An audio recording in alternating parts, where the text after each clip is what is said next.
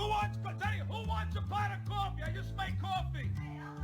You want a cup of coffee? Sure, there you go. Who wants coffee? Anybody else want coffee? Who wants coffee?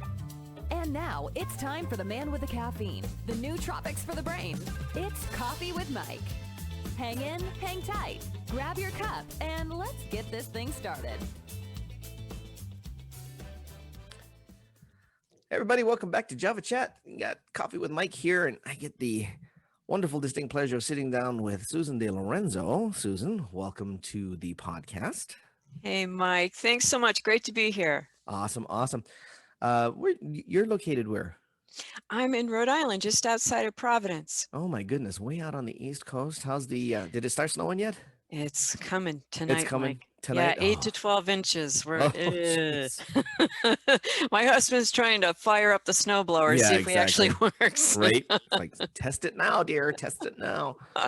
Yeah, I'm glad I live in the high desert.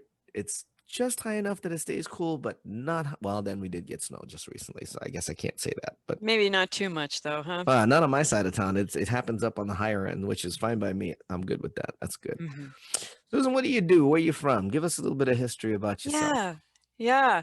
Well, I like to start off by saying that I'm a survivor of invasive breast cancer whose marriage fell apart right afterwards. Goodness gracious. It landed me the 1-2 punch into a new life that I wouldn't trade for anything. So that started me on the road to become a life coach, a speaker, a writer. I'm putting out a book coming out next year called Pulling the Gems from Adversity. Nice. I'm all about leveraging whatever's happened, whatever your dark night of the soul is, your massive, brick upside the head, whatever it is.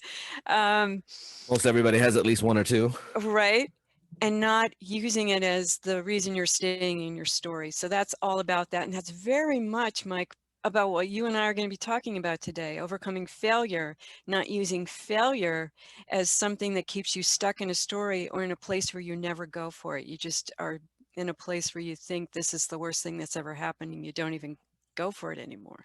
How did the whole cancer thing start? You bumping along in life and all of a sudden, hey, you got cancer. How did that all unfold? You know, it's funny. My mother is also a breast cancer survivor. I got it the same age that she was diagnosed and had the mastectomy on the same breast that she had. It's just bizarre. Talk about a carbon copy. Oh, goodness. My God, that was so wild. Not one that I would want, of course, but holy cow.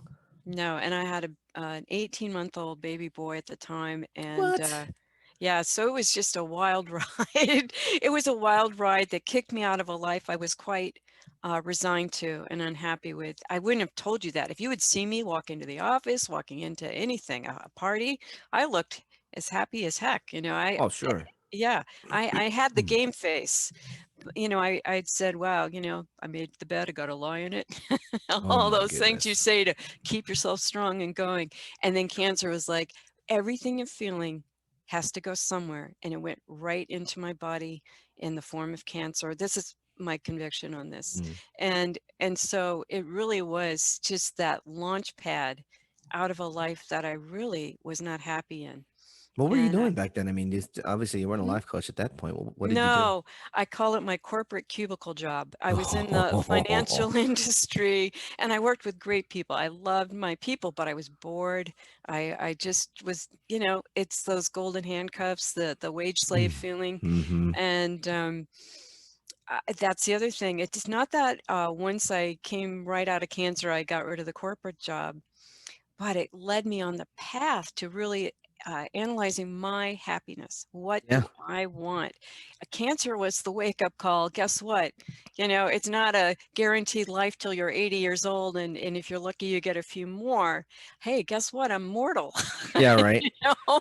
And cancer never shows up with a bouquet of roses. Let's just say it that way. No. So that was the big wake-up call. And from that moment, I got the clean, you're cancer-free report. I was on a mission to make myself happy. And I started with my marriage.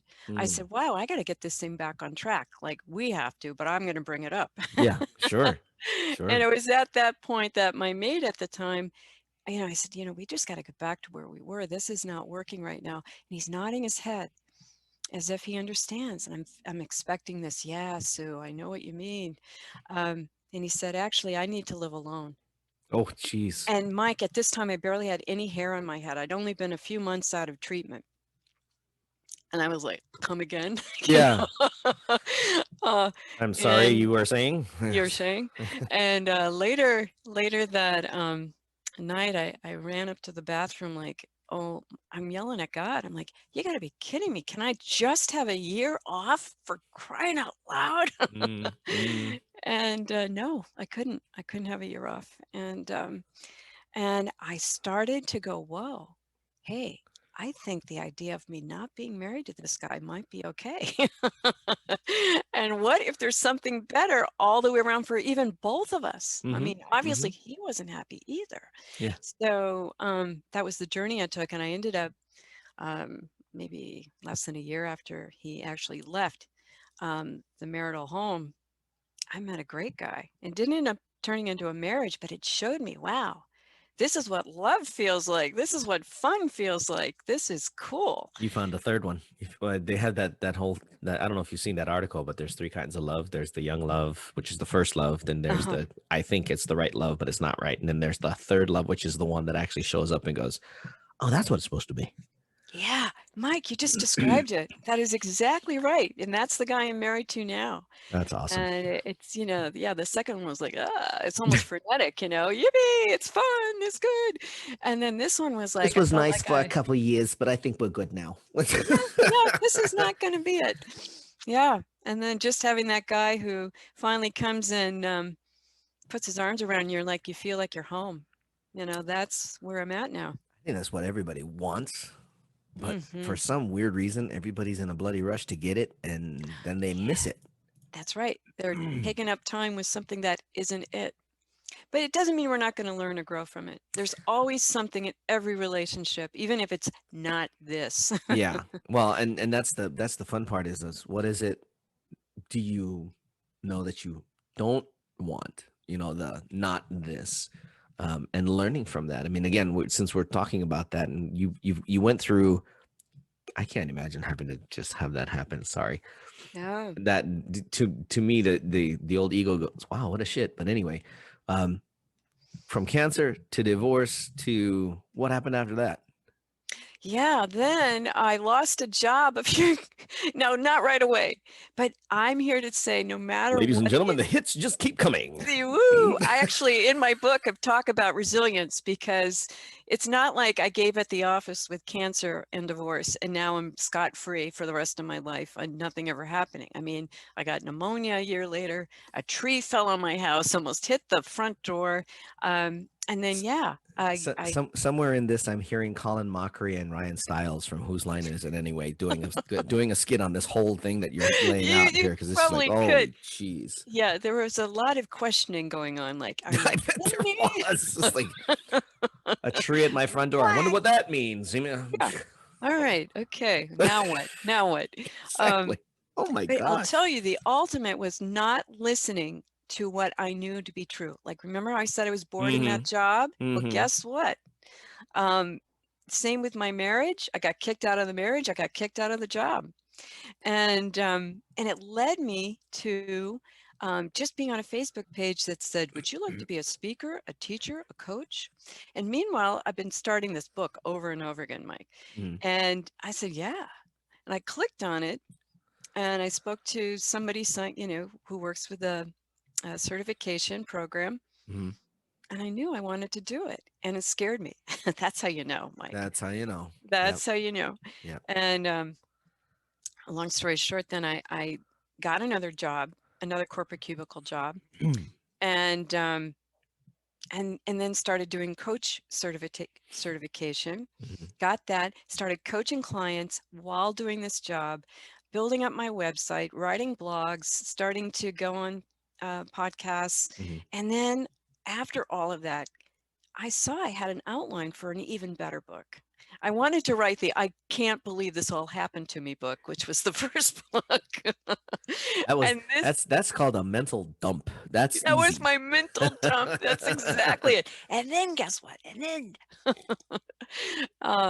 Yes. So this one Oh, is a and then and teaching then and then book. and then and Yeah. then and then. Oh my gosh. Mm-hmm. Yes. But so you out of all of that, all of a sudden a new outline forms, and you're taking a look at it from the standpoint of there's a structure. There's a how I mean what Yes. changed? There's gold in them hills. Ah, nice. And that is the message of this book I've got going on, is pulling the gems from adversity. In that muck and the mud and all of that are Mm-hmm. insights, wisdom, self-reflection. So you don't want to leave. Yeah, we want to, head for the hills as soon as we can when crummy things Who like cancer doesn't? are over, or Right? divorce, but you're missing an absolutely great opportunity. So you're not going to keep the house, the tree on the house and Mm-hmm. everything else. Mm-hmm. Yeah. Are bad things going to still happen? Yeah. It's who you become in the process that makes it, like, I want to say, water off a duck's back, but almost like that, where it's like, okay, I got what I need to handle whatever comes my way now.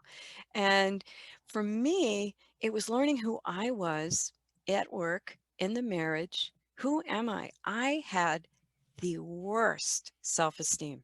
Mm. I was everybody's pleaser. I didn't even know the word codependent. Mm. Oh yeah, I learned that Yeah, one too. Yeah. yeah. I grew up in a home with a depressed parent, and I met a guy just very much, probably even a little worse than this, and that I just inserted myself like a puzzle piece. Sure. Oh, Sure. but I knew I never had to do that again when I saw my part in it. Mm-hmm.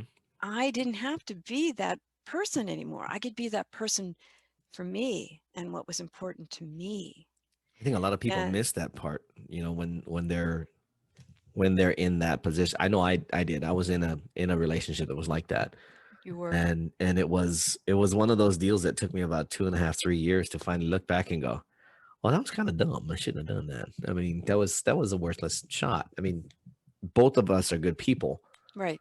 but we both ended up becoming codependent because of the situations in our life that were going on at the We're fitting time. those patterns. We're Yeah, just it was perfect a for each other in a total pattern. pattern. It was a Yeah. total pattern. And it's like, again, it took like 3 years to figure it out. But once I did, I was like, ooh, yeah, should probably not do that again. And since then, Right. just not, if I see a situation like that, it's kind of like, no. Oh yeah. Red flag. Yeah. Well, what happens to people, Mike, who don't look at themselves? What do we see happen? They end up in the same bloody relationship with a different face. They're dating a different face, but they're both playing these similar parts Mm-hmm. again. Mm-hmm. And we can see it in other people a lot more easier than we can see it in ourselves. And that's where I think big work, and why I do the work of life coaching, is we look at ourselves so we can stop the old play and put it on a better platform Mm-hmm. that's going to take us somewhere Mm-hmm. and really make us feel, I want to say, expansive or alive, Mm-hmm. not same stuff, different day. It's so interesting that humans have eyes that can judge the world but cannot judge themselves. I heard It's that once something, from a yeah, mentor once. It's like, if you could take your eyes out and turn them around, what would you see? right? It's like we're in the frame of the picture. We can't see it. We're Exactly. in the frame. That would be the point of having a coach. That would be the point of having a mentor, or somebody, at least an honest friend that can Oh, call yeah. you out on your shit when you happen to be portraying it. I have a couple of good friends like that, by the way. Yeah, we need them. Yeah, yeah. You got to have at least one, Yeah. somebody that will let you talk, and then all of a sudden they'll look at you and go, you're full of it, right? Are you hearing what you're saying? Yeah, that's full Let of me shit, right? reflect that That's back to you. Yeah. Let me lay out what you just basically said. Blah blah blah, bullshit, blah. Now, would you care to You put, rephrase all of that? yeah, you put flowers all around it, but Yeah. it's right there. Yep. It still stinks like poop, but it's that, in case you were wondering.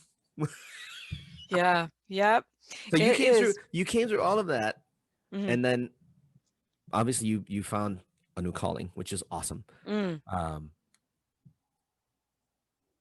When you started doing this, what was that like, that process of learning to be a life coach, and the process of Oh, of facilitating people unpacking their shit, Right. having to put it Well, down as actual fertilizer instead. exactly. So I felt confident in what I knew, especially from my experience and my training. But Mhm. there's this real comfort zone you're pushing out of, Oh right? yeah. I'm pushing out of. I'm speaking in public. Hmm. I'm doing workshops. I'm hopping on a radio show. I'm writing. I'm starting to write articles. I never saw myself as a writer. I was married to a writer. I had friends who were writers, so that meant I wasn't a writer.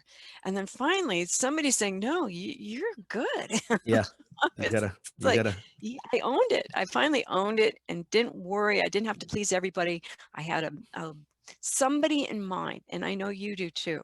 You have someone in mind that you're talking to. You can't talk to the whole world. I know I want to reach people who may have given up or think that this is as good as it gets. Oh, well, I tried and that's it. That's my person. I can tell Is you. I can tell you right now. That's the latest generation. Yeah, it And could and be. the only reason I say that is because I see it more and more.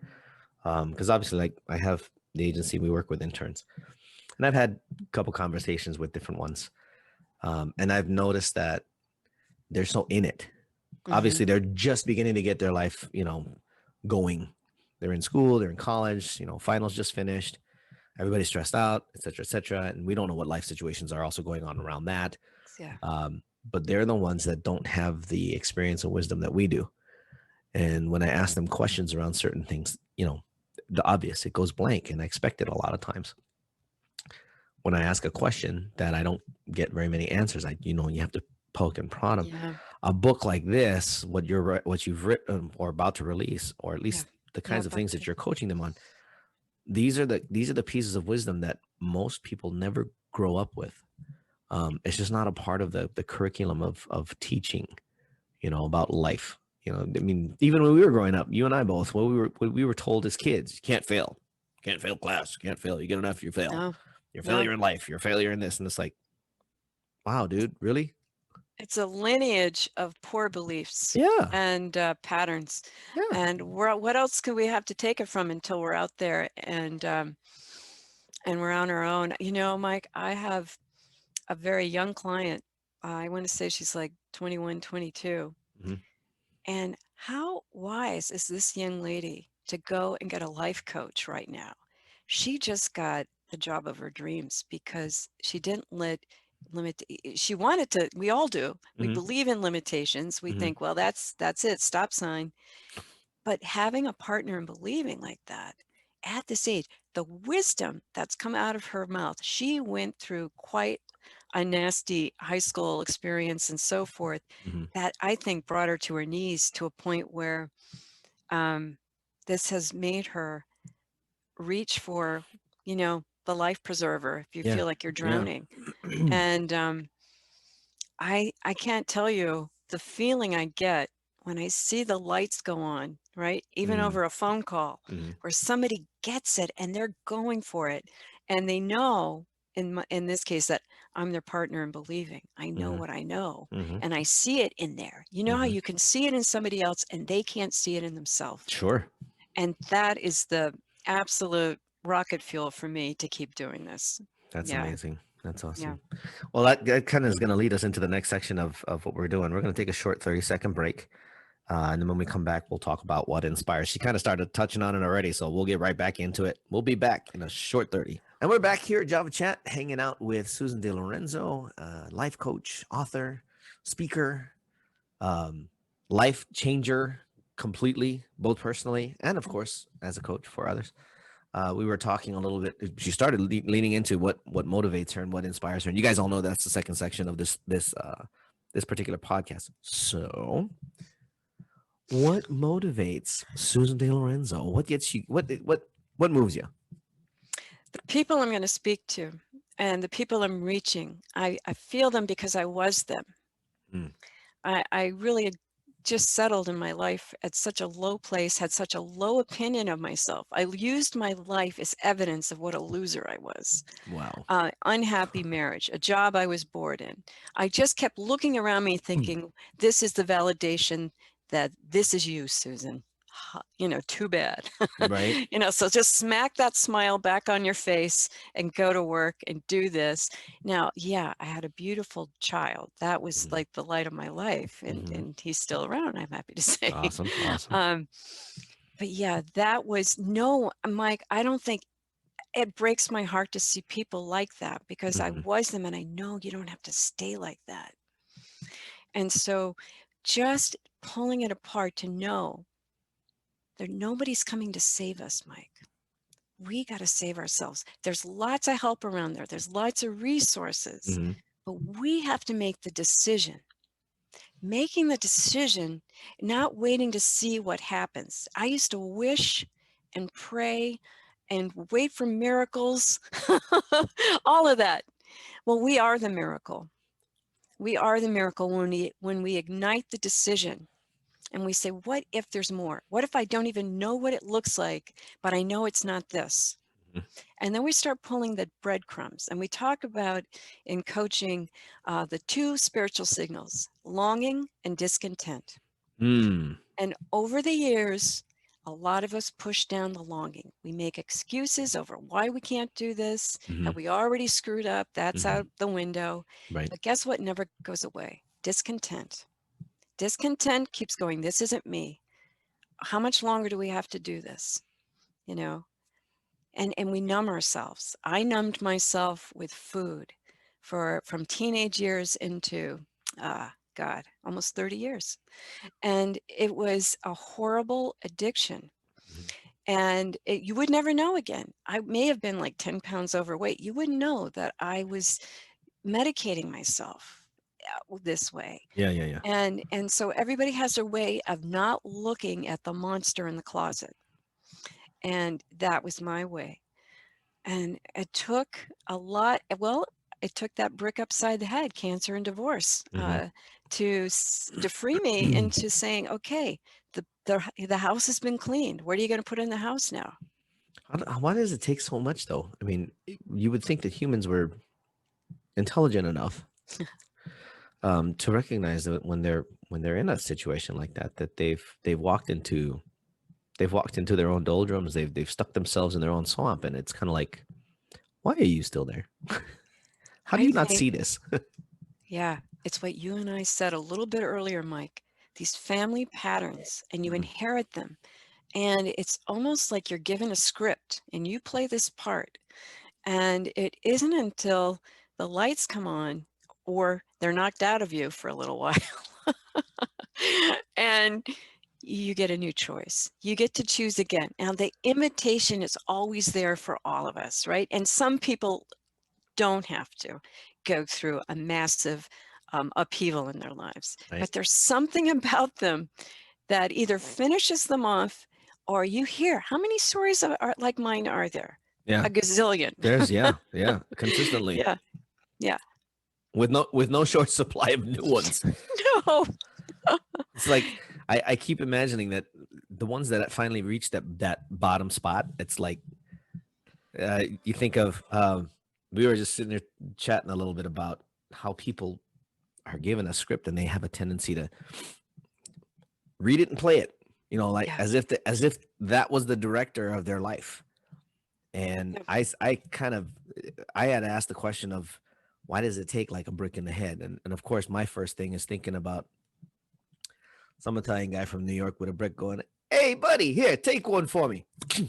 you know, and it's the only way that you're actually gonna wake up and just like, yeah, it's probably not a good idea. I need to do something different. I don't understand why humans, to this day, I still don't understand. I should ask Jordan Peterson. I'm sure he'd probably have a wonderful explanation of this. Um, I don't understand why people would rather sit in Mm-hmm. that space reading the script they were handed rather than realizing, no, actually, you're the writer. No, actually, you're the director. No one told you to do this. At first, you were told because Mm-hmm. you were being raised. Once you were released, I think half of it is that, and I could be wrong. Parents don't have that conversation with their kids going, whatever it is that we taught you, it was enough to get you by. The rest of it, you figure out. Yeah, we did the best we could. We With weren't what? perfect. Nope. Yeah, Nope. We yeah. weren't perfect. We did what we could with what we have. you have the potential to do 10 times better than we did. So go do it. Yeah, wouldn't you love that conversation, Mike? I've already had it with my son. I'm just like, look, dude, yes, you're way more indeed. talented than I am. You have a lot more skills than I do. You do things on the computer that I couldn't even begin to think, you know, why are you still here? Kind of thing. I didn't tell him that. It's just like, why are you still hanging out? And you It's got that so much thing we stuff were to do. saying about young people, though, wasn't it? Yeah. And I remembered it. You were saying this, Mike. I'm sure you had something like this. I knew I was in a bad marriage. I knew I wasn't crazy about my job. That would bubble up. Remember I was saying discontent doesn't leave you alone. No, it doesn't. But I hated the idea of having to do something about it. I already had a baby. I'm like, oh my God, I can't, and I would have fantasies about how somehow this guy would just kind of go away somewhere and I'd go on and have this, it wasn't like I wished him any ill. I just magically was going to have him, hey, Billy, could you just leave for a while? Just come back in a few years. Just be fine. It's okay. No, go ahead. It's fine. Yeah, just some magic was supposed to happen. I didn't have to do anything. Wake up in the morning like Home Alone. They forgot me. Right. So yeah, I knew that there were problems. I didn't want to address it. It was just too much. And guess what? I say, when you don't do it often, the universe does it for you. Oh yeah. And it comes in a nicely wrapped. Oh yeah. With a bow. Yeah. That's what I call adversity. Yeah. A gift in crappy wrapping paper. Yeah, exactly. Yeah. You remember the brown wrapping paper that we used to put around our books for makeshift covers? Yeah. Wrinkled, tattered, beat up by the end of the year. Yeah. That kind of packaging. Scribbly pen. With scribble pens all over it, yeah. and all kinds of crap notes about I don't like Susie. Yeah. All of those weird things that we used to post. That kind of wrapping. Or the doodles. Yeah. The doodles. Sure. Oh my gosh, the doodles. Yeah. I remember the doodles. God. I used to my best doodle, the Tasmanian devil when he was spinning. That was, that was the easiest one. I used to do Thing from the Addams Family. Oh yes. All right, we're going way off topic. but it's in an odd kind of messed up way. It's relevant. Yeah.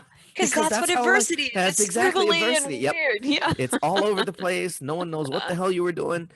Hell, half the time you didn't know what you were doing. But I think once we've taken stock of the fact that that's what we were doing, it may become a little easier to take a step back and go, yeah, I don't like that gift. I need to change it. Yeah. I've noticed that young people don't want the same jobs that we used to, those corporate cubicle jobs. Oh, they hate the those. Call center jobs, or they cannot even staff enough people in those places half the time. And I think we're changing the way the world works because of the young people. I think that's a part of it. I do know for a fact that call centers have high turnover rates anyway. Yes. They're horrible. You put a Gen Z or millennial in there, they don't do too good. There are a few that do, don't get me wrong, but it's fairly rare. You're right. I know a few call centers. We have a couple here in Nevada, and man, the turnover rate's insane. Yeah. And that's just for the customer service one. That's not even for the ones that do the selling. So think about the whole process, Mike, though. It's horrible. And we're assimilating. We're going to take the test this way. We're going to do this so we can be good little workers when we come out, and yeah. So thank God people are going, hey, this isn't working. I don't want to do it. Yeah. That's what it takes. It takes that.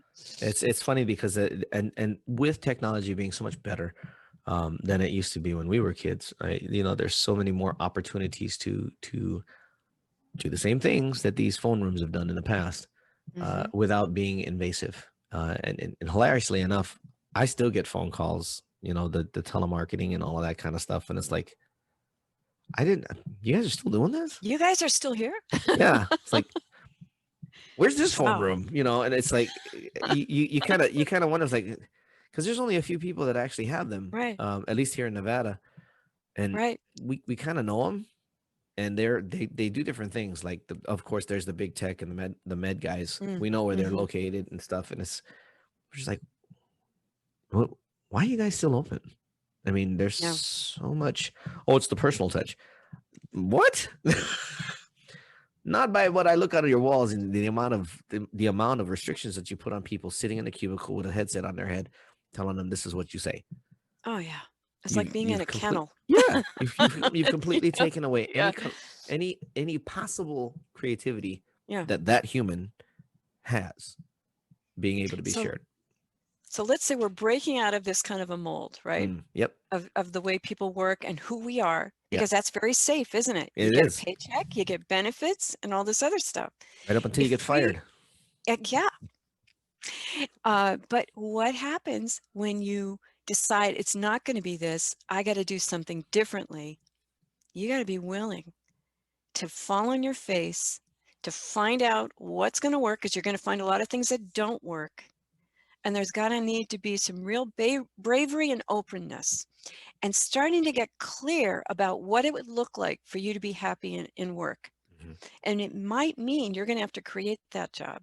It might mean that you see a need for something. And a lot of times we're told you're too young, you're too old, you got to be at this level in life before you even go for the big stuff, right? But a lot of people learn by falling on their face. A lot of people have big failures. Yeah.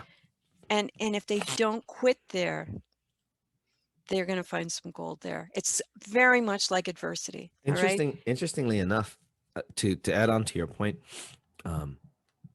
huge failures don't mean huge wins. Huge failures could mean mediocre wins, but enough that you've gotten forward and off of where you were. Right. And I think a lot of people, when we start talking like that, people start going, "Well, big fail means big win." No, not really. No. Sometimes a little fail could be the big win. the tiny fail, Post-its. The tiny fail could be the huge win. And even then, so what's a huge win? If you're only thinking about finance, then you're missing the point of what a win can be. Oh yeah, it's doing work you would do for free. That's the win for me. Yeah. It's just that feeling of whoever wants to read what I write or hear what I have to say and feels the benefit of it in some way, I made that's a win. And getting to do what I get to do every day is the win. And so what would that look like for who's listening right now? What would that look like for you?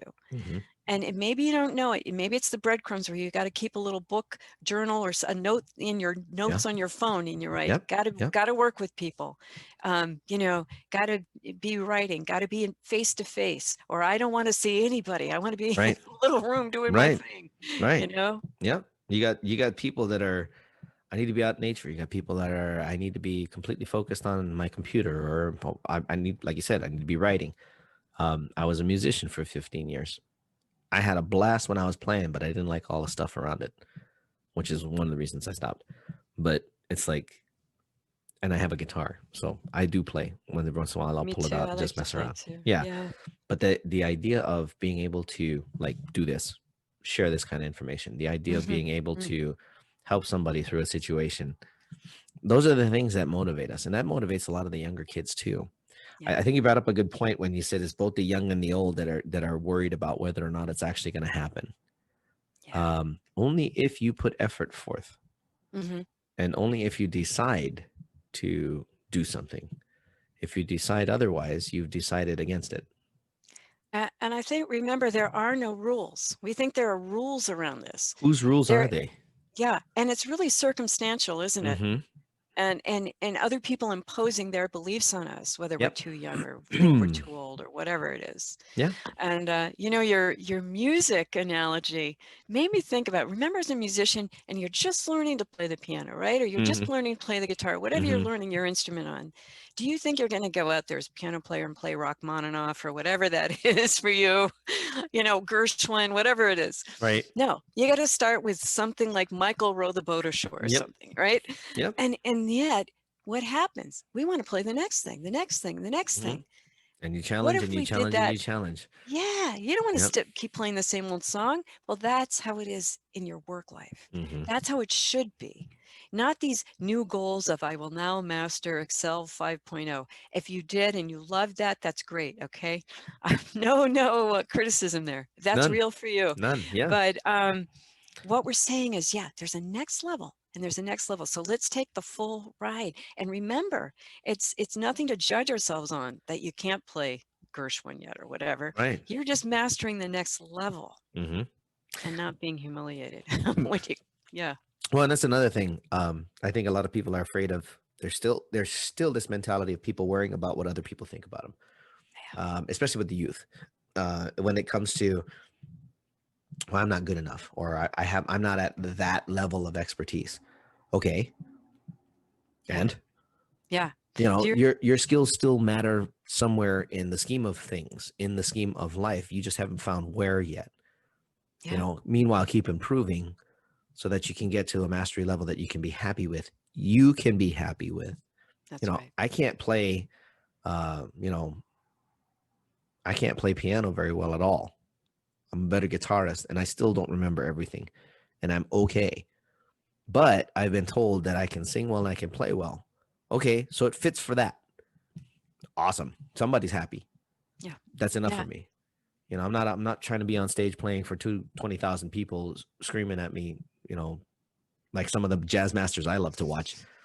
But it's enough. Same story here. I'm not the biggest podcast out in the podcast verse, but I'm one of them, and somebody out there is finding some value out of this. That's good enough for me. I'll get to the next level when the time comes. We've had. It feels good, doesn't it? Yeah, because I get good people like yourself, people that are coaches, people that are therapists, people that are business owners, entrepreneurs, people that come in and share their stories. All the stories are very, very similar, by the way. It's really interesting. And I aspire to bring people like a Jordan Peterson on to hear. I want people like that to come and share their perspective, because they have a lot of substance, just like the rest of you. And that's why I have everybody here that I have now. There are quite a few that don't fit our format. And we haven't invited They'll go them. somewhere else. Yeah. And they will go somewhere else, and they'll be relevant where they're at. Right.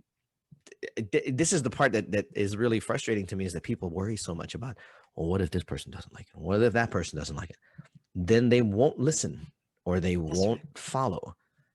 And that's okay. Something for everyone out there, folks. And that's yeah, exactly.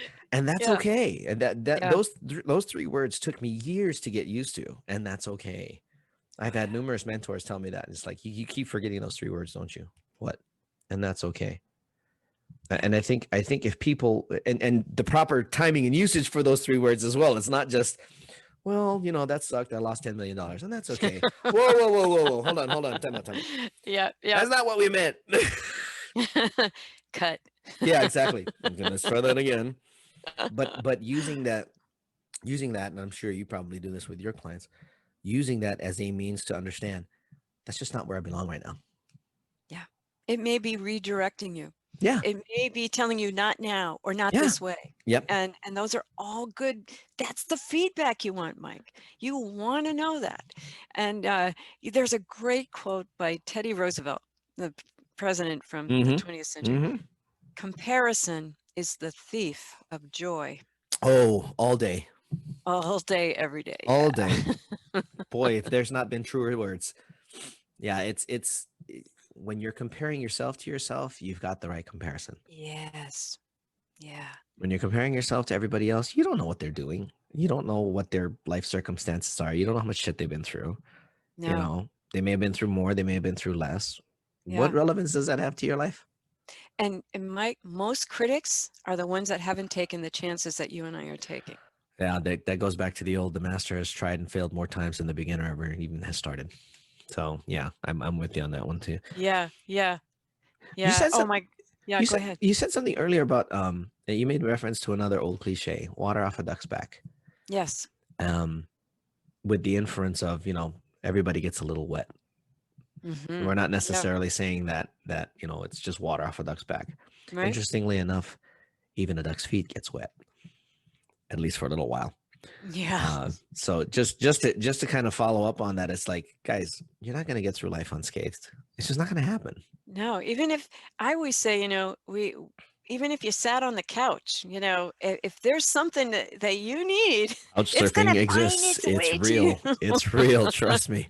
Yeah. No, you're right though. It will. It doesn't matter what you're doing or where you're doing it. It's going to happen. Quality of life. Yeah. Of being afraid of being out in life. it causes real suffering. Yeah. And go ahead. You got to get past it by at least being resilient enough to, when you wake up in the morning, what's the first thing you ask yourself? Am I breathing? That's for us older ones.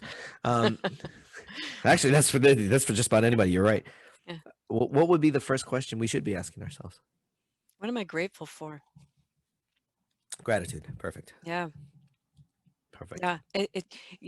The greatest, I mean, obviously, even when you think about one thing you're grateful for, your energy changes. You Yeah, it become does. more expansive. Mm-hmm. You become more optimistic. Mm-hmm. There's something, if you're in that low place, and think about Monday mornings for so many people, Right. we put this horrible thing around Monday and then this great thing around Friday.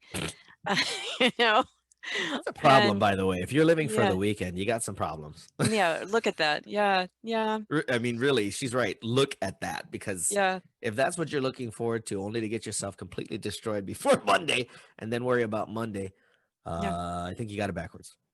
And I used to have that kind of mentality in that corporate job, As did I. but it stopped. And this is a great piece of perspective for anybody who's in this situation where you're going for something else, but you're still in your old job.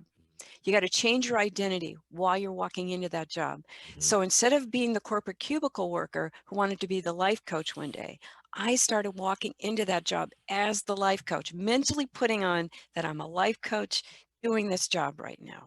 Mm-hmm. And there's something about it that makes it like a bridge to your next part of your life. You understand why you're there, and it's actually easier to do the job Mm-hmm. knowing, in the meantime, what am I doing? I'm writing, I'm getting clients, I'm working it out so that I'm becoming while I'm serving this other job. If you're just serving this job and dreaming of someday, Mm-hmm. it's going to be really hard to stay in that job. Yep. Agreed. Oh, that's killer. I hate having to do these breaks. But we got another 30 seconds we're going to take. When we come back, we're going to talk about where Susan is going. What's next for Susan? So about 30 seconds, we'll be right back. So we're having so much fun here. We're actually laughing even on the show breaks. Just about, how we're doing here.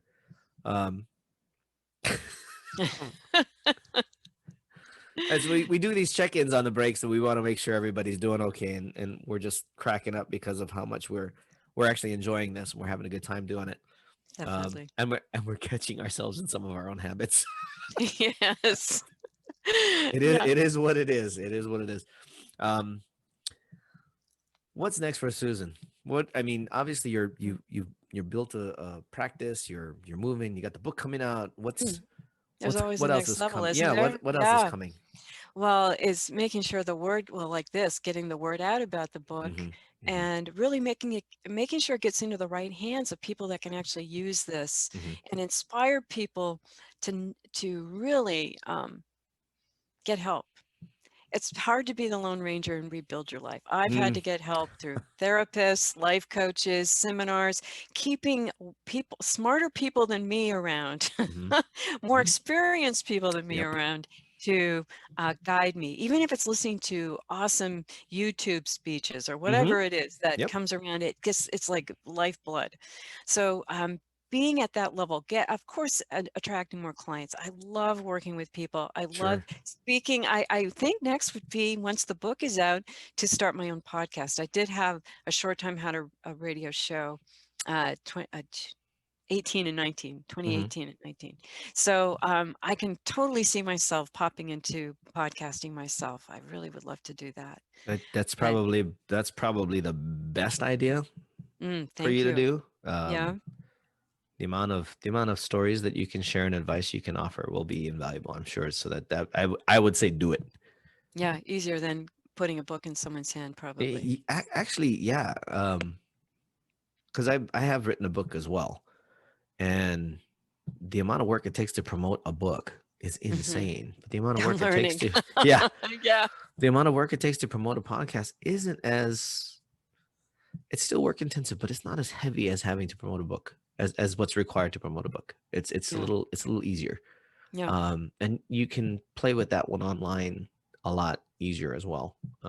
Especially if you, like you said, you keep the smarter people around you, they'll tell you. I've got interns that are smarter than me, and Oh yeah, it's second nature for I, so many folks that yeah, yeah, I'm definitely the more of the novice and the student yeah. on that part. I'm Yeah. still learning too. I'm still learning too. Um, most of the obviously because of all of the lockdowns that have been going on, are most of your presentations virtual right now, or? Yeah, and you know what's been wonderful is word of mouth. Mm-hmm. And actually, I have a Facebook page. It's, facebook.com/Dream Coach Susan. My business is Life Design Coaching with Susan D. Lorenzo. And on this Facebook page, I do little videos of overcoming adversity, of little Nice. things to do about low self-esteem or whatever is your Mm-hmm. thing right now. Um, and being able to put in boundaries. I have all kinds of things. So I get people that way too. They see something, a message resonates with them, Mm-hmm. Mm-hmm. and they'll reach out. That's been more of 2020 for me. That's Yeah, awesome. and doing podcasts and things like that. That's been great too.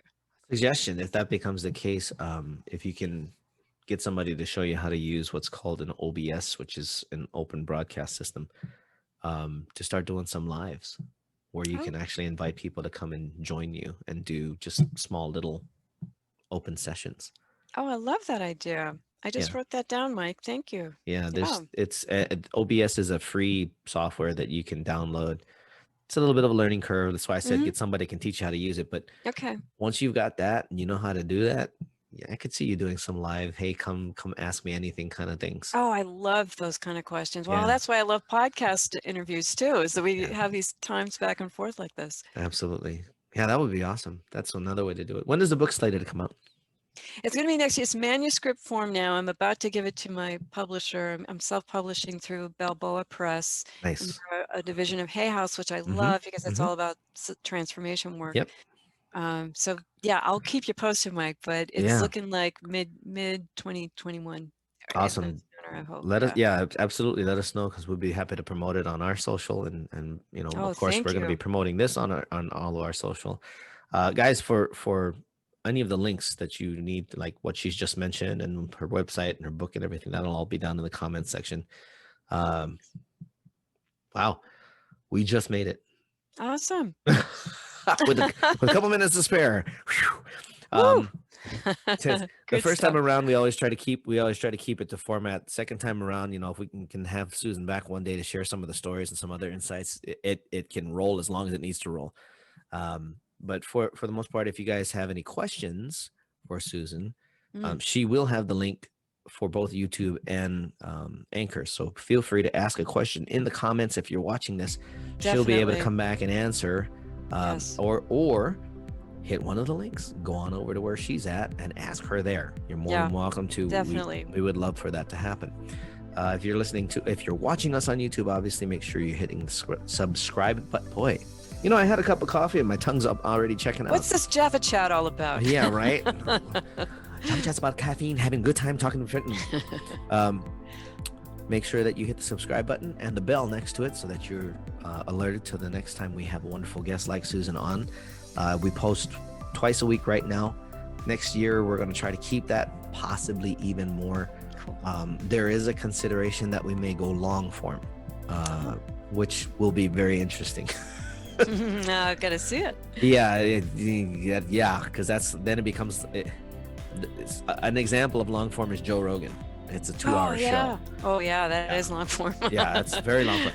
I don't know that I want to go that long, but I've had guests already where we've gone long enough to be about an hour and 15, hour and 20 minutes, and that's close enough. So yeah, we may do that next year. If you're listening to us on any of the podcast platforms, there's about 11 or 12 of them. Make sure you subscribe there. If you wouldn't mind, if you like what you hear, please write a review on any one of those platforms. If you're listening to us on anchor.fm, thanks for hanging out at our home base. Feel free to give us some support there. Every little bit helps. Thank you, Susan, for coming and hanging out with us. I really appreciate you. That's been awesome. And wishing your listeners all the best too. Have a great one, guys. Yeah, thank you very much. For Susan De Lorenzo, myself, Coffee with Mike, stay up, stay safe, stay healthy, and live. Ciao for now.